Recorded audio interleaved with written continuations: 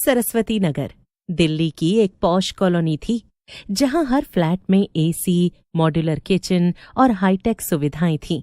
मयंक, जो इतने दिनों से घर की तलाश में था, उसी कॉलोनी में घर देखने गया। कॉलोनी देखने में बहुत सुंदर थी और उसके मकान मालिक बूढ़े थे, लेकिन बहुत ही शालीन स्वभाव था उनका। मयंक को पहली ही नजर में वो जगह पसंद आ गई थी। अब बस इंतजार था तो किराया जानने का। मयंक मकान मालिक के साथ फ्लैट देखने गया। कॉलोनी के साथ साथ वो फ्लैट भी बहुत खूबसूरत था। देखो मयंक बेटा, ये मेरा फ्लैट है। यहाँ तुम्हें किसी भी चीज की कमी नहीं होगी। घर तो अच्छा है। किराया कितना लेंगे आप अंकल? जैसा तुम्हें ठीक लगे दे देना। ऐसा क्यों? ऐसे ही बुढ़ापे में क्या करूंगा इतने पैसे का। तुम रहो पहले आराम से। पैसों का क्या है, बाद में भी देख लेंगे वो तो। मालिक मयंक को पहले से जानता भी नहीं था, तो वो मयंक से ज्यादा पैसे क्यों नहीं ले रहा था? मयंक को उसके मकान मालिक के विचार भा गए और उसने वही घर किराए पर लेने का सोच लिया।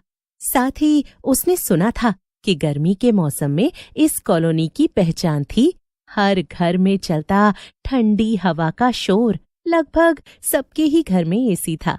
मयंक ने थोड़ी देर सोचा, फिर बोला, ठीक है, 1-2 दिन में आपको पैसे भेजता हूं मैं। इसका मतलब मैं इस डील को हाँ समझूं। हाँ बिल्कुल, इतना अच्छा घर कौन छोड़ेगा। ठीक है बेटा। फिर मकान मालिक वहां से चले जाते हैं। मयंक के लिए ये कॉलोनी बिल्कुल नई थी। वो गरीबी से उठकर अपने पैरों पर खड़ा हुआ था। उसकी पड़ोस में रहने वाली एक आंटी वहां आई और उन्होंने बहुत आश्चर्य से मयंक से पूछा, बेटा, तुम ये फ्लैट ले रहे हो क्या? हाँ जी आंटी, अब से मैं भी आप लोगों के साथ यहीं रहूंगा। आंटी कुछ नहीं बोली और वहां से चली गई। जैसे उन्हें कोई सदमा लग गया हो, मयंक पीछे से चिल्लाने लगा, अरे आंटी बताओ तो क्या हुआ? बस इतना ही पूछने आई थी क्या? कमाल है, यहाँ के लोग भी अजीब ही हैं। मयंक अकेला नया किराएदार आया था, तो उसका सबसे बात करने का मन करता था। मयंक 28 वर्षीय सॉफ्टवेयर इंजीनियर, जो मुंबई से दिल्ली में ट्रांसफर होकर आया था। मयंक अंदर जाकर जैसे ही बैठा, उसका फोन बजा। अब कौन है जो फोन कर रहा है? मयंक ने फोन उठाया तो उसके मकान मालिक ही थे। हाँ जी अंकल जी, क्या हुआ? बेटा, बुजुर्ग हो गया हूँ तो चीजें बताना भूल जाता हूँ। क्या बताना था? सिर्फ एक बात कहनी थी बेटा तुमसे।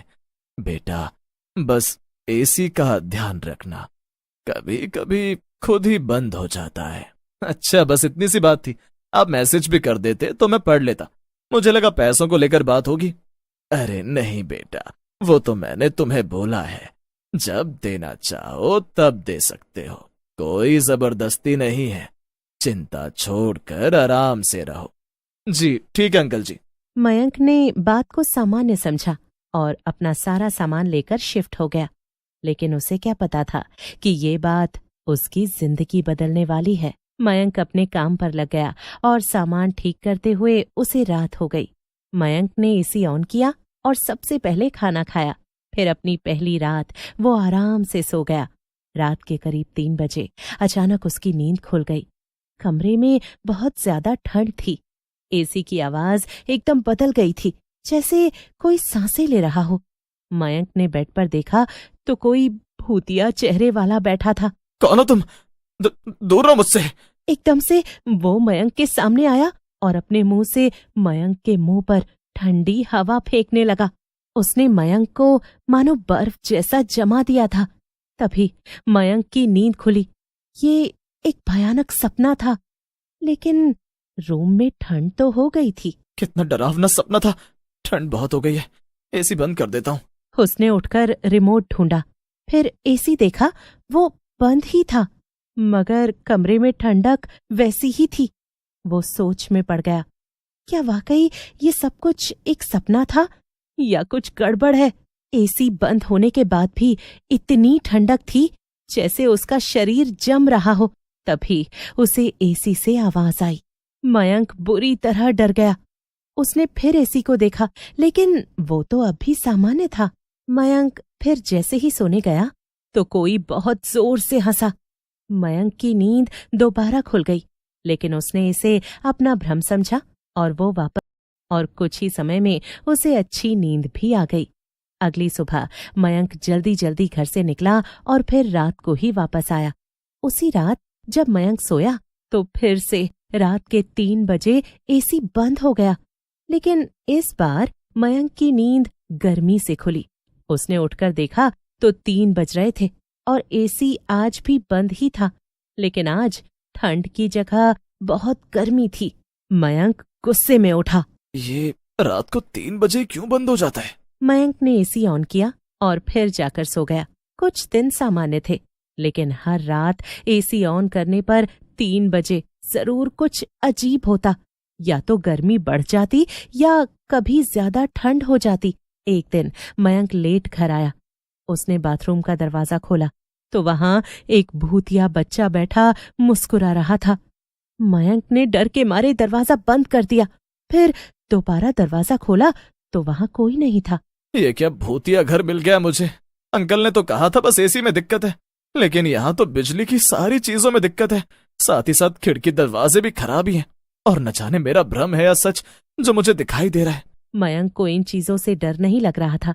फिर एक रात उसने शीशे में देखा, उसके पीछे कोई खड़ा था, पर जब वो पलटा तो वहां कोई नहीं था, पर छाया साफ दिख रही थी। लेकिन किसी ने कुछ नहीं बोला। मयंक अपना खाना टेबल पर रखकर पानी लेने गया।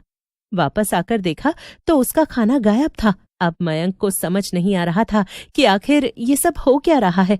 अब डर ने मयंक के दिमाग में जगह बना ली थी। अंकल को फोन करूं क्या? लेकिन उनको अगर मुझे बताना ही होता तो पहले ही बता देते। वो मुझे बताना ही नहीं चाहते, तभी पैसों को लेकर भी कुछ नहीं कहा उन्होंने। मयंक नीचे जा रहा था तो उसको उसके ही फ्लैट के पास वाले फ्लैट में रहने वाले एक अंकल दिखे, खन्ना अंकल। मयंक उनके पास गया और खन्ना जी से पूछा, अंकल आप बता सकते हैं क्या 407 में कुछ अजीब बात है? या आपके फ्लैट में भी लाइट चली जाती है, खिड़की खुद ही खुल जाती है, या रोज रात को 3 बजे ऐसी अजीब हरकतें करता है? बेटा चलो मेरे घर पर बैठकर बात करते हैं इस बारे में। मुझे बताओ ना अंकल क्या बात है, मैं बहुत परेशान हो चुका हूँ।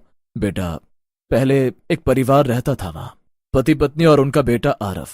गर्मी की रात थी।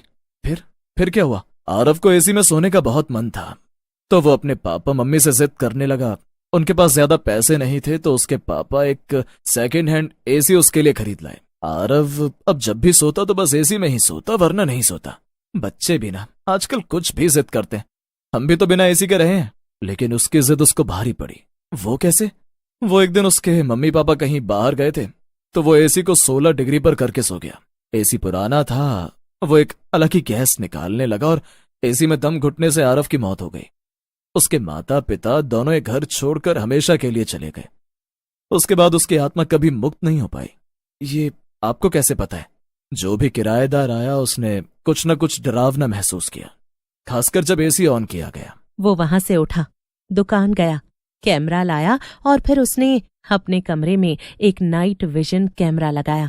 सब सेट हो जाने के बाद मयंक ने रिकॉर्डिंग चालू कर दी और उसे अपने मोबाइल से जोड़कर रात को रजाई के अंदर घुसकर वो स्क्रीन देखने लगा। देर रात होने पर मयंक को नींद आने लगी। तभी रात के 3 बजे कैमरे में एक सफेद धुंधली भूतिया आकृति दिखाई दी। वो बेड के पास आई, मयंक की रजाई को घूरने लगी और फिर हवा में खुल गई, लेकिन उसके आगे कैमरा बंद दिखने लगा। मयंक को एहसास हुआ जैसे अब भी उसके पास कोई खड़ा है। अगली रात उसने कमरे का तापमान 30 डिग्री रखा और देखा कोई हलचल नहीं थी, पर जैसे ही तापमान 18 डिग्री किया, एक भूतिया बच्चा एसी के सामने आकर खड़ा हो गया। मयंक ने एक तांत्रिक बाबा को बुलाया। 3 बजे रात को हवन शुरू हुआ। जैसे ही एसी ऑन किया गया, एक ठंडी हवा कमरे में भर गई और आरव का भूत प्रकट हुआ। मयंक ने एसी का तापमान 40 डिग्री पर सेट कर दिया। भूत चीखने लगा, उसकी आकृति पिघलने लगी और वो दीवार में समा गया। मयंक ने राहत की सांस ली, लेकिन जब एक दिन नया एसी लगाया गया तो रात के 3 बजे फिर वही ठंडी सांसें। सरस्वती नगर का वो फ्लैट अब भी खाली है, वहां अब कोई रहने नहीं जाता।